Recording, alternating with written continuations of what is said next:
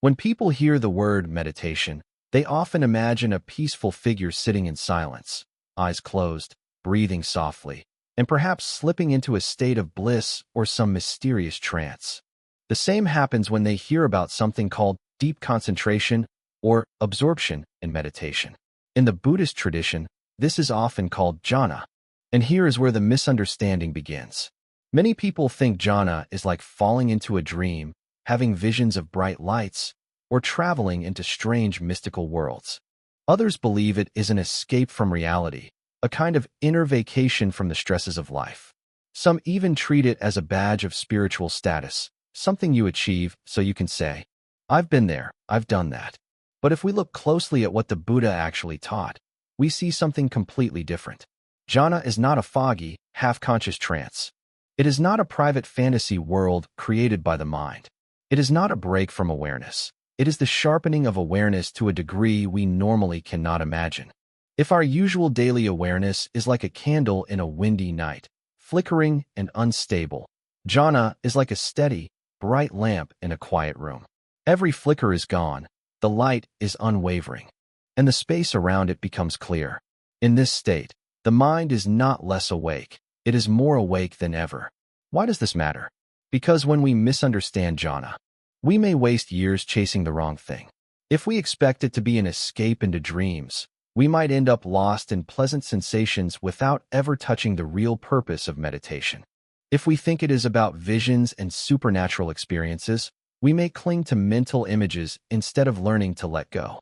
And if we think it is only for monks, saints, or people who have renounced the world, we might never even try to experience it for ourselves. The truth is that the Buddha described jhana as a natural development of a trained and focused mind. It is available to anyone who practices sincerely, whether they live in a monastery or a busy city. In the Buddha's time, people were also fascinated by mystical experiences. There were many teachers who promised strange powers or secret states of mind. But the Buddha's teaching was revolutionary because it shifted the focus from the mystical to the practical. He showed that the path to liberation is not built on escaping the world, but on seeing it with such clarity that we understand it fully. Jhana was one of the tools for reaching this clarity. In jhana, the noise of distraction fades away, the restlessness of the mind is calmed, and a deep stability arises. This stability is not dead or empty. It is alive, vibrant, and aware. Imagine being in a busy market with hundreds of voices shouting, music playing, and people pushing past you. You try to think clearly, but every sound pulls your attention. Now imagine stepping into a quiet garden just a few steps away. The noise disappears, the air feels fresh, and your mind feels like it can finally breathe. In that calm, you notice the details around you, the texture of a leaf, the sound of a single bird, the rhythm of your own heartbeat. This is a small taste of what jhana offers. It removes the mental noise so that awareness can stand tall and steady. In this lecture, we will walk together into a deeper understanding of what jhana really is. We will see where it fits in the Buddha's path, how it is described in the ancient teachings, and why it is not the same as mystical trances or hypnotic states. We will explore the stages of jhana, each one leading to greater stillness and clarity. We will also look at how to cultivate it in a way that is natural, healthy, and safe, without forcing or straining the mind. And finally, we will understand why the Buddha insisted that even the deepest states of calm are not the final goal, that they must be joined with wisdom to bring true freedom. The journey into jhana is not about going somewhere far away. It is about going deeply into the present moment, so deeply that the usual boundaries of thought, time, and self begin to fade. What remains is a mind that is still, bright, and unshakable, a mind that sees without distortion. This is not a mystical dream. It is super-awareness, the kind of awareness that can cut through confusion and open the door to liberation. And that is where our exploration begins. To understand where jhana fits in the Buddha's path, we need to step back and see the bigger picture of his teaching. The Buddha's path is not a random collection of meditation techniques, but a carefully designed way of living and training the mind. It is like a road that leads from confusion and restlessness toward clarity, wisdom, and freedom. This road is often summarized as the Eightfold Path. which contains 8 aspects of practice that work together like the pieces of a complete map. At the heart of this path, in its final stage, is what the Buddha called right concentration, and this is where jhana belongs. If we imagine the path as a tall, strong tree, morality is the roots, mindfulness and effort are the trunk, and concentration is the crown where the mind can open into stillness. Without the roots of ethical living, the trunk cannot grow straight. Without the steady trunk of mindfulness, the crown cannot reach the sky. And without concentration, the mind cannot remain steady enough to see the truth clearly. Jhana is not the whole tree, but it is the flowering of the mind's stability, the stage where the mind becomes so unified and calm that it can see without being disturbed. The Buddha never taught concentration as an isolated skill, separate from the rest of the path. It comes naturally when the earlier steps are in place. Right view and right intention give the mind a clear direction. Right speech, right action, and right livelihood clean the field of life so the mind is not weighed down by guilt or dishonesty. Right effort and right mindfulness train the mind to stay present and alert. When these are cultivated, concentration deepens almost by itself, and jhana arises as the natural fruit of a well-trained mind. This is why, in the Buddha's time, he often spoke of jhana not as something strange or supernatural, but as a practical and natural stage for anyone walking the path sincerely. It is important to see that jhana is not an optional decoration at the edge of the path. It plays a central role in the process of liberation. Without concentration, the mind is too shaky to hold steady attention on the truth of things. Imagine trying to read a fine script on a page while your hands are trembling. The letters blur, and you cannot make sense of them. In the same way, when the mind is restless, distracted, or pulled by desires and fears, it cannot see reality clearly. Jhana steadies the mind so that when we turn it toward understanding, it stays there, focused, sharp, and unwavering. Some people think they can skip concentration and go straight to wisdom. The Buddha knew that without a stable mind, wisdom cannot take root. Insight is not just about thinking deeply. It is about seeing directly into the nature of life, its impermanence, its unsatisfactory nature, and its lack of a fixed self. To see this without distortion, the mind must be as still as a clear lake on a windless morning. In such stillness, the reflections are perfect, and we can truly observe what is there. Jhana creates this stillness. It is like preparing a microscope before looking at a tiny detail. Unless the lens is focused and steady, nothing will be clear. Jhana's place in the Buddha's path is also a reminder that deep meditation is not about escaping the world, but about preparing the mind to meet it wisely. When a meditator enters jhana, they withdraw from distraction, but they do not lose awareness. They step into a space where the mind is free from the 5 main obstacles: craving for pleasure, aversion, dullness, restlessness, and doubt.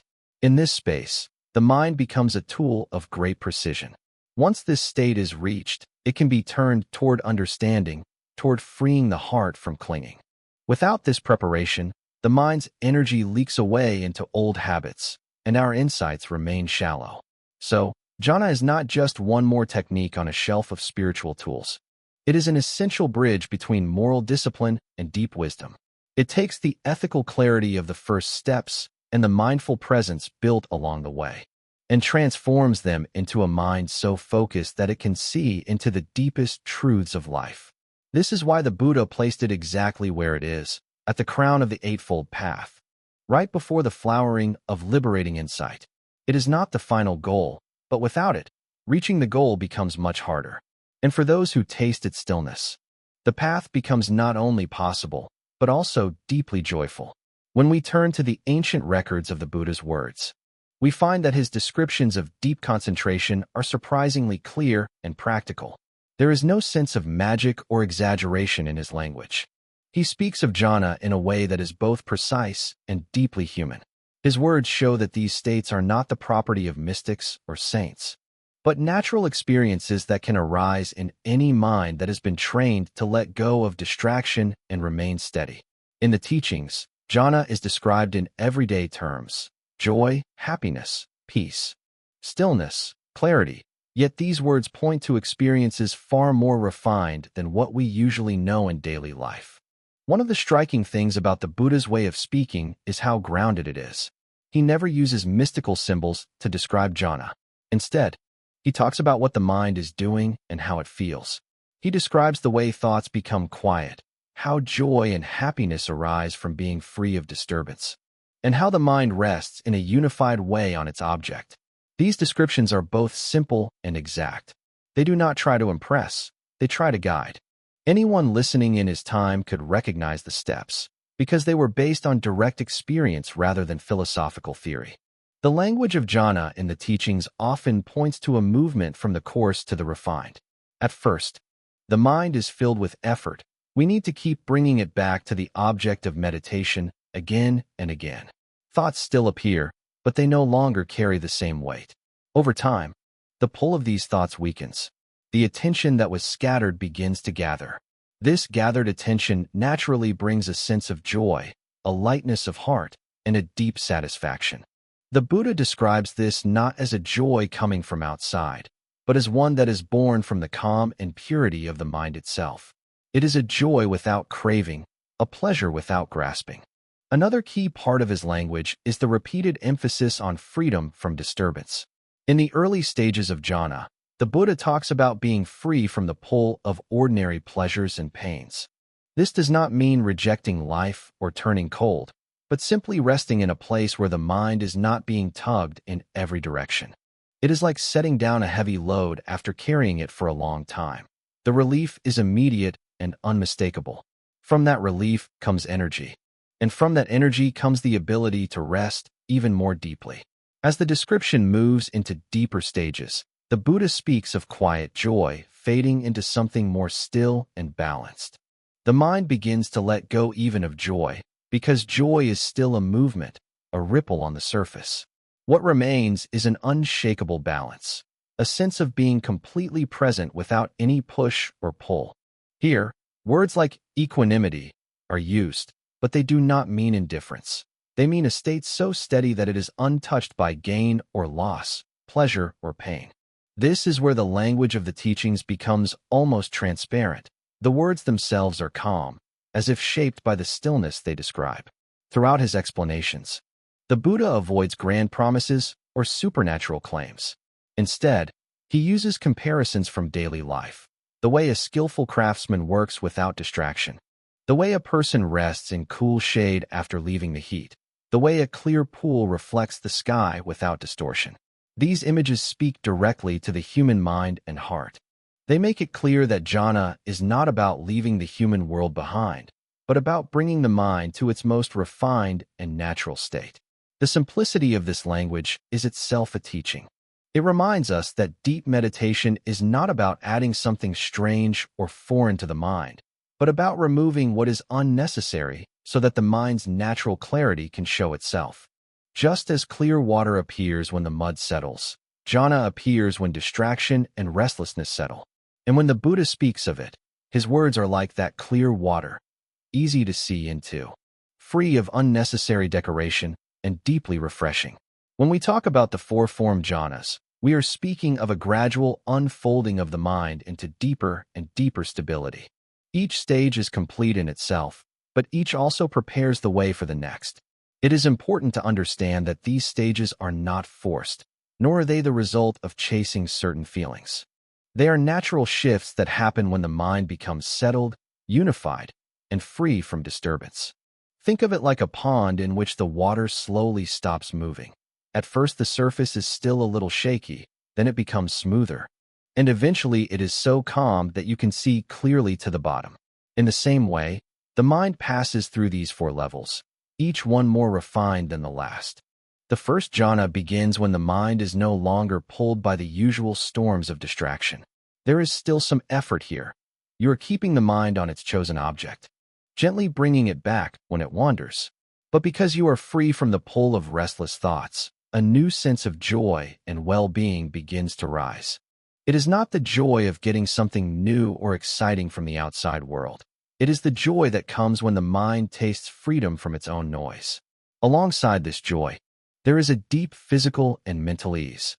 The body feels light and relaxed. The mind feels fresh and alive.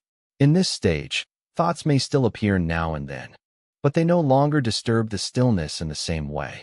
The attention remains steady, anchored in content. As the mind continues to rest in this peaceful state, something changes. The need for constant effort begins to fade.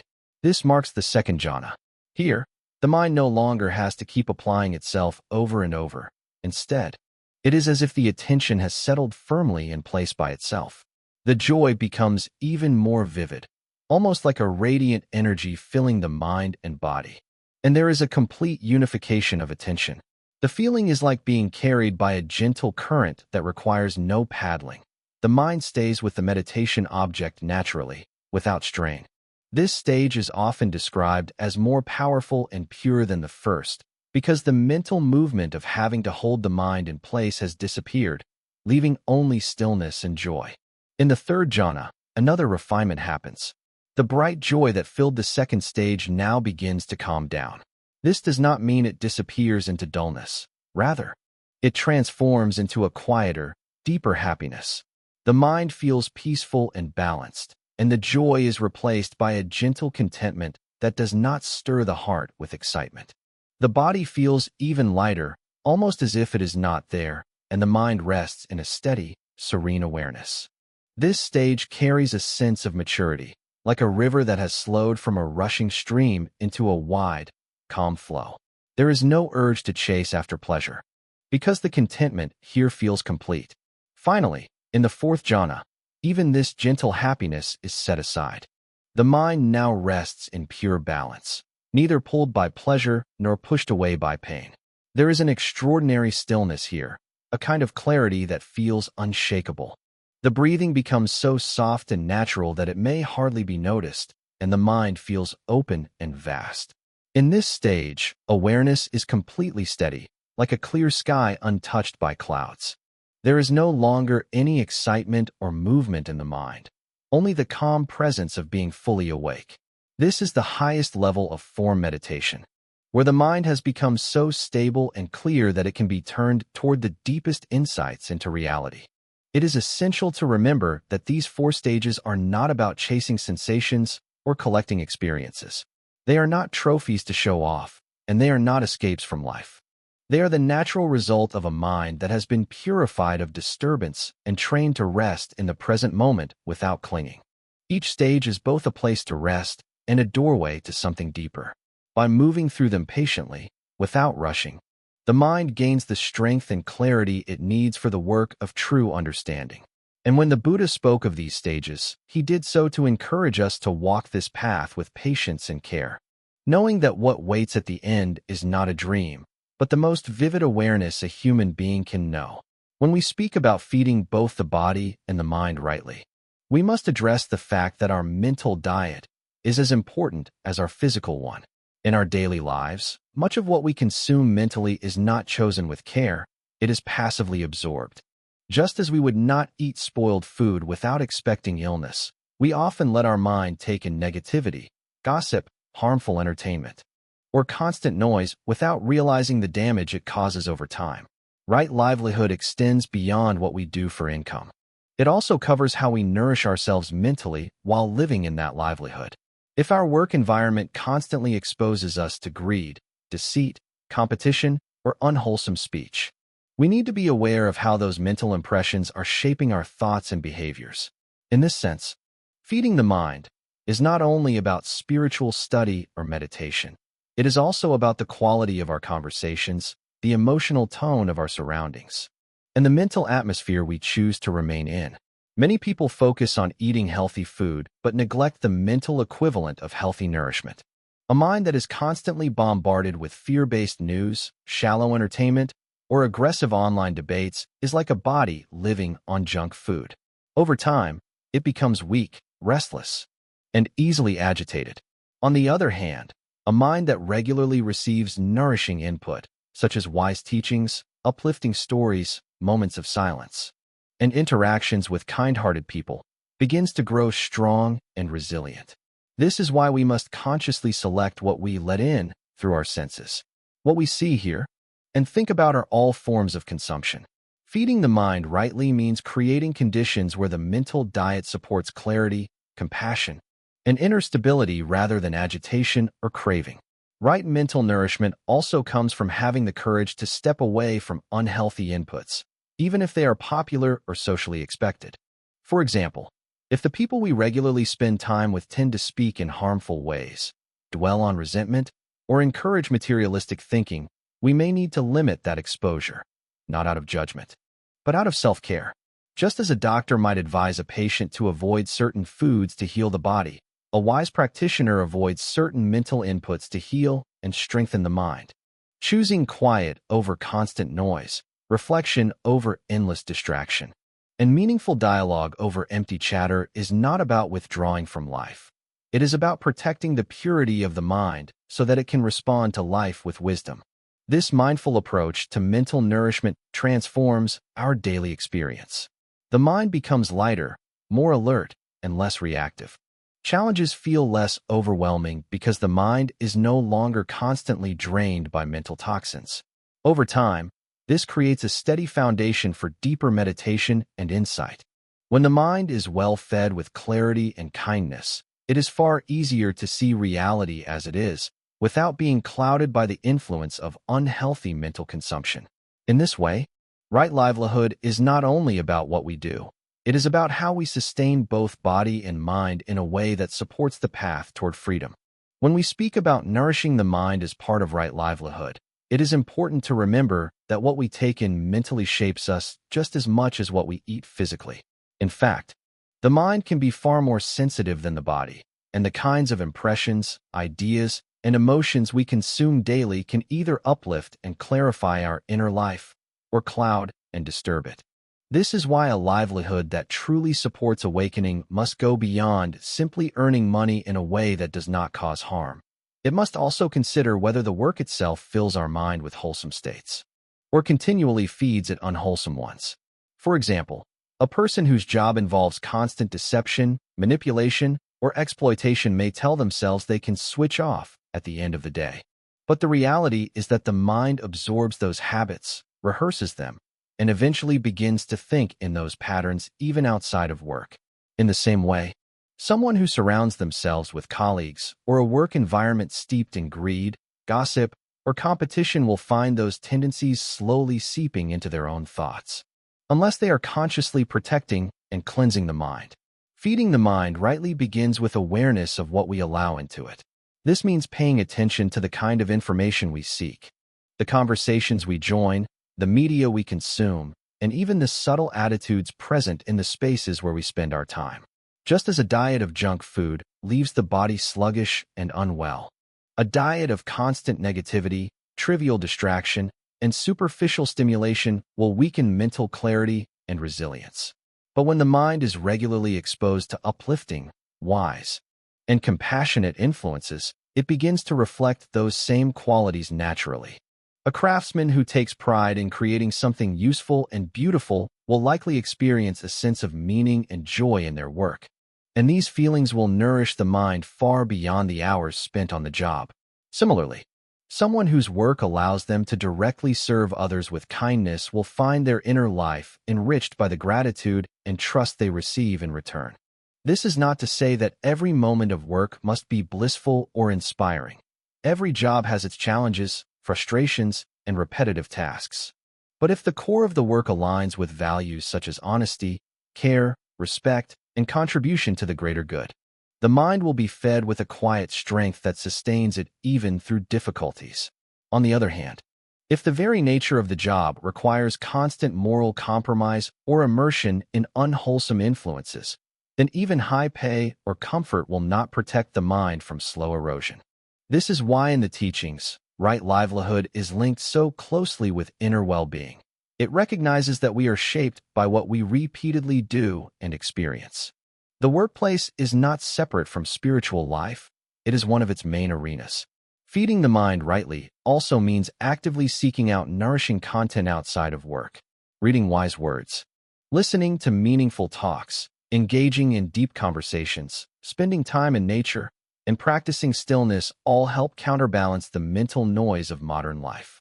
In a world where attention is constantly pulled toward the shallow and sensational, Making space for what is profound and timeless is an act of self-care for the mind.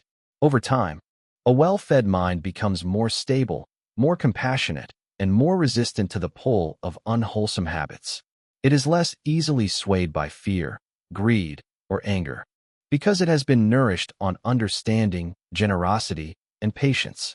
In this way, right livelihood is not just about avoiding harm. It is about choosing a way of life that continuously feeds the mind with what will help it grow in wisdom and freedom. The practice of right livelihood is not only about earning an income. It is about shaping the mind and heart through the way we live and work each day. Many people separate their spiritual life from their professional life, thinking meditation is something for the cushion and livelihood is a matter of survival. But in truth, the two are deeply connected. If the mind is agitated, stressed, and full of compromises in moral integrity during the day, it will not find peace during meditation. Likewise, a livelihood that harms others will quietly erode compassion and wisdom, no matter how many hours one spends in formal practice. This is why the Buddha placed right livelihood as a key factor in the path toward liberation. It ensures that the way we earn our living becomes a form of practice itself. To live this way means to examine every aspect of our work, what it does to the environment, to society, to our own inner state. It means asking whether our work feeds greed, hatred, or delusion, or whether it cultivates generosity, kindness, and clarity. When we choose a path of work that is honest, beneficial, and harmless, we are not only supporting our physical needs, but also training the mind to be aligned with ethical principles. This alignment brings an inner stability that no paycheck alone can give. It transforms the workplace into a training ground for mindfulness, patience, and resilience. Each task, whether big or small, becomes an opportunity to observe the mind, to notice how we react under pressure, to see the subtle movements of pride or fear, and to let them dissolve through awareness. In this way, right livelihood is not a restriction but a liberation. It frees us from the inner conflict that comes from living in a way that contradicts our values. It reminds us that every hour of our day can be part of the spiritual path, and that making a living is not separate from making a life worth living. When work is done with mindfulness and compassion, it becomes a gift to the world and a mirror that reflects our own inner growth. Through right livelihood, the boundaries between meditation and life fade, and we discover that the deepest peace comes not from escaping the world, but from living in it with a clear heart and a wise mind. Karma is often misunderstood as some invisible cosmic force that rewards or punishes us based on our actions, but in reality, it is simply the natural law of cause and effect operating in the realm of the mind. No one creates karma for you, and no divine being stands in judgment over your life. Every moment of thought, speech, and action plants seeds in the mind, and those seeds will bear fruit when conditions allow. This means that our experience is not the product of fate or destiny, but the unfolding of patterns we have nurtured through countless moments of choice. Understanding this truth is both liberating and sobering.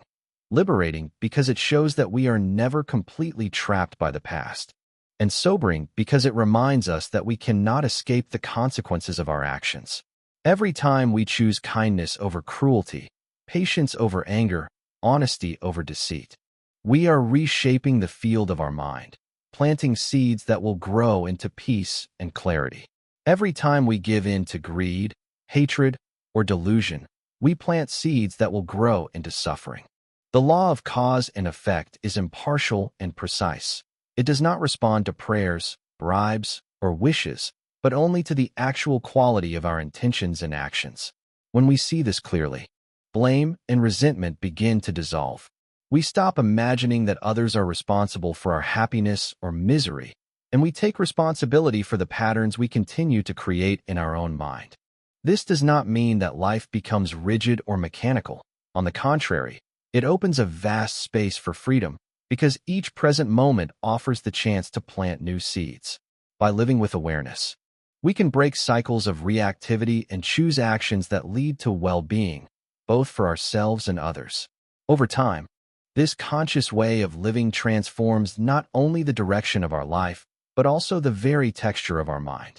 The harsh edges of anger soften, the restless waves of craving settle, and the fog of confusion clears. This is not because some external force has intervened, but because we have learned to work with the simple truth. Causes bring results, and we are the ones placing the causes. To live with this understanding is to walk through life with both humility and confidence. Humility, because we know the law applies to us without exception, and confidence because we know that with wisdom and effort, we can shape a path that leads toward peace.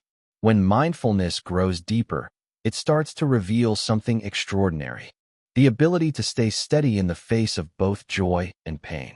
Many people misunderstand mindfulness as a way to chase positive emotions or push away negative ones. But the real strength of this practice is learning to meet each moment with a calm, open presence. Imagine a lake that remains still even when wind ripples its surface. Beneath the surface, the depth of the water is unaffected. In the same way, your mind begins to develop a depth that is not disturbed by the constant changes of life. This is not about becoming cold or detached, but about seeing experiences as they truly are, passing, shifting, and not defining who you are. You notice how even the happiest moments do not last forever, and even the most painful times eventually fade. This balanced understanding frees you from the endless cycle of chasing and resisting. With time, you stop clinging to pleasure and stop fearing discomfort, because you see both as natural movements in the flow of life. Mindfulness at this stage is no longer just an exercise. It becomes a way of being, a natural state where awareness and peace walk together. You begin to carry this inner steadiness everywhere.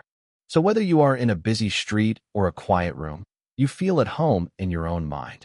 And slowly, without effort, this steadiness radiates outwards, influencing how you speak, how you act, and how you connect with others. Life still has ups and downs, but you are no longer thrown around by them. You have found the ground beneath the waves.